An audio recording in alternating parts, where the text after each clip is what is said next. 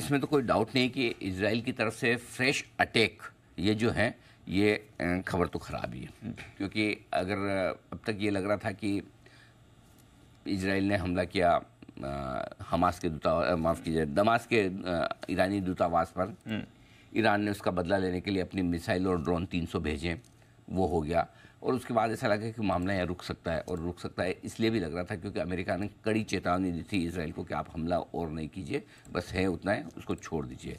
लगातार 3 स्टेटमेंट आपने सुने, पहले इजराइल के मिलिट्री चीफ की तरफ से, उसके बाद इजराइल के पीएम की तरफ से, और कल इजराइल के वित्त मंत्री की तरफ से कि हम छोड़ेंगे नहीं।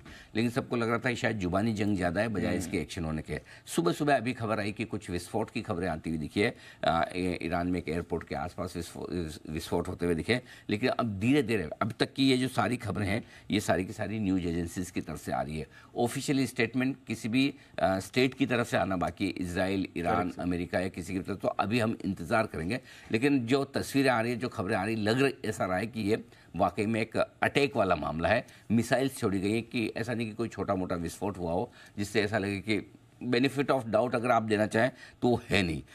फिलहाल हम दोनों के ऑफिशियल स्टेटमेंट का इंतज़ार करेंगे। अब बड़ा सवाल ये है दीप कि अगर लगातार 2 बार इजराइल हमला करता है ईरान पर, एक बार पहले उनके दूतावास पर और दूसरी बार वापस, तो इसका मतलब ये कि इजराइल रुकने के मूड में नहीं है। और अगर इजराइल रुकने के मूड में नहीं है तो फिर ईरान क्या करने वाला है, ये बड़ा सवाल है। और अगर ईरान ने जवाबी हमले किए तो मामला बिगड़ सकता है।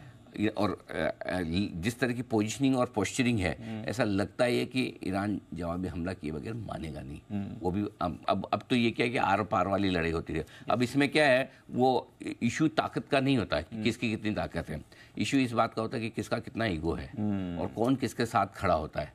ये बड़ा चक्कर है। तो ये मामला मतलब बिगड़ता हुआ नजर आ रहा है, इसमें कोई डाउट नहीं है। जहाँ लग रहा था कि एक बार शायद आपस में कहा सुनी करके 2-4-5 दिनों तक स्टेटमेंट दे दें, स्टेटमेंट देने के बाद धीमे धीमे भूल जाए, लेकिन ये भूलने के बजाय मामले को बड़ा करते हुए दिख रहे हैं। बिल्कुल, तो कंसर्न्स तो यहाँ पर बढ़ रहे हैं और आई थिंक इसलिए इतनी बड़ी आपको गिरावट भी आती हुई दिख रही है इस समय। अक्रॉस ग्लोबल मार्केट्स एक बड़ा इम्पैक्ट हो सकता है। आगे इसके लिए क्या चिंता बनती है? एक तो ये पहले इजराइल हमास था, अब वो बढ़कर इजराइल ईरान हो गया। अब आगे इसके और इम्प्लीकेशंस क्या हो सकते हैं अगर ये बढ़ता है तो? देखिए, 2 चीज़ें हैं दीप। कुछ देश ऐसे होंगे जो इजराइल के साथ खड़े होंगे, कुछ देश ऐसे होंगे जो ईरान के साथ खड़े होंगे, और कुछ देश ऐसे होंगे जो न्यूट्रल रहेंगे। अब पहली चीज़, मामला बढ़ेगा तो कैसे बढ़ेगा जी। अब अगर इस हमले के बाद मामला बढ़ेगा, इस हमले से पहली चीज़ इजराइल क्या करना चाहता है? इजराइल ये दिखाना चाहता है कि हम आपकी सीमा में आके आपके ऊपर भी अटैक कर सकते हैं। यही प्रूव कर रहे हैं, क्योंकि पहले जो हमला था वो किसी दूसरे देश में उनके दूतावास पर था, करेक्ट? वो ईरान के अंदर आकर हमला नहीं था, सीरिया में किया था। सीरिया में किया था, राइट? अब इजराइल ये क्लियर कट पोजीशन दे रहा है, जैसे कि हम अंदर घुस के मारेंगे टाइप वाली, है ना, वो वाली फीलिंग दे रहा है ईरान को कि मैं आप ही के देश में आके आपके यहाँ हमला कर सकता हूँ। अब अगर ईरान इसको जवाबी कार्रवाई करता है तो कैसे?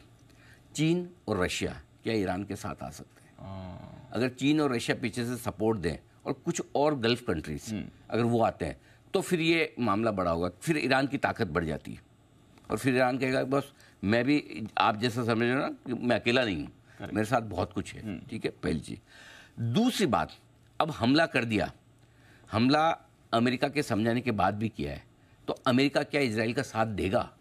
अगर अमेरिका इजराइल का साथ नहीं देता है, बोलता मैंने पहले बोला था मत करो, तो अब इजराइल के लिए इतना आसान काम नहीं है। एक तरफ आपने हमास पे मोर्चा खोल रखा है, दूसरी तरफ आप ईरान पे और खोलना चाहते हो, और अगर 2-3 देश आपके साथ सामने आ जाए तो इजराइल की भी हालत एक बार ढीली हो सकती है, राइट?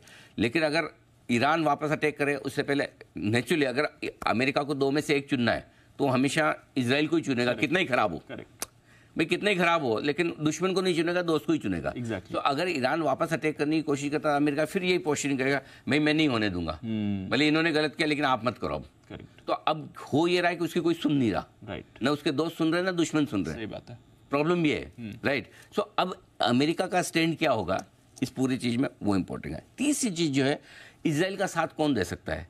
क्या अगर ईरान अटैक करे तो अमेरिका खड़ा होगा? क्या बाकी जो आपके यूरोप के देश हैं वो इजराइल के साथ आते हैं या नहीं आते, वो इम्पोर्टेंट है। अब पोजीशनिंग क्या हो सकती है?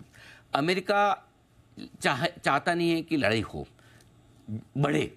रीज़न ये कि अमेरिका में भी इलेक्शन ईयर है और अमेरिका के इलेक्शन ईयर में एक ये मुद्दा बड़ा भी होता है कि आपने दादागिरी कितने अच्छे तरीके से निभाई है। एग्जैक्टली है ना, आप दुनिया के दादा हैं, सही बात। आपने दुनिया को लड़ने दिया तो इसलिए लड़ने दिया कि आपको फायदा है या ये अपने आप ही लड़ रहा है। अगर इनकी मर्जी से लड़ रहे तो अमेरिका की हार है, अमेरिका लड़ाए तो अमेरिका की जीत है। सही बात है। तो इसलिए अमेरिका चुनावी साल में ये नहीं चाहेगा कि लड़ाई बढ़े, क्योंकि ये नहीं लड़ा रहे हैं, ये अपनी मर्जी से लड़ रहे हैं, इनके मना करने के बाद लड़ रहे हैं। सो इसलिए हो सकता है लड़ाई में आग में घी डालने का काम अमेरिका न करें। अब दूसरी तरफ आइए, जिनके सपोर्ट के दम पर ईरान कूद सकता है, चीन और रशिया।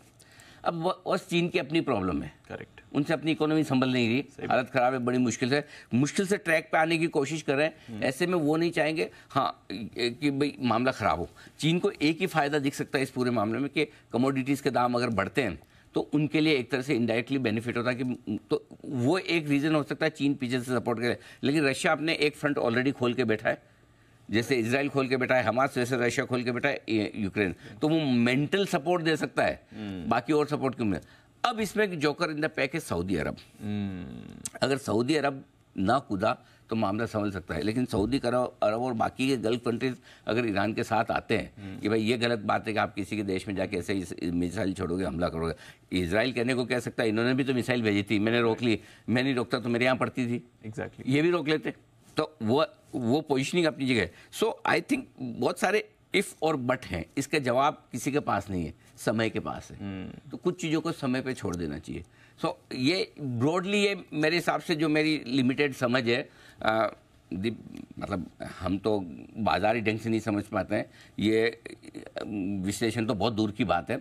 लेकिन आप किन्हीं चीज़ों का लॉजिकल एनालिसिस करने की कोशिश करें तो वो लॉजिकल एनालिसिस ये बैठता है कि इन चीज़ों पे अपने को अगले 2-3-4 दिन नज़र रखनी, यहाँ के डेवलपमेंट के बेसिस पे। अगर ये चीज़ें अपने समझ में आ गई तो मार्केट समझ में आ जाएगा। इस वक्त मार्केट को इस तरीके से समझना है, इस टॉपिक और इस ट्रिगर से समझना है। ये इन चीज़ों पर आप वीकेंड पर ध्यान रखें।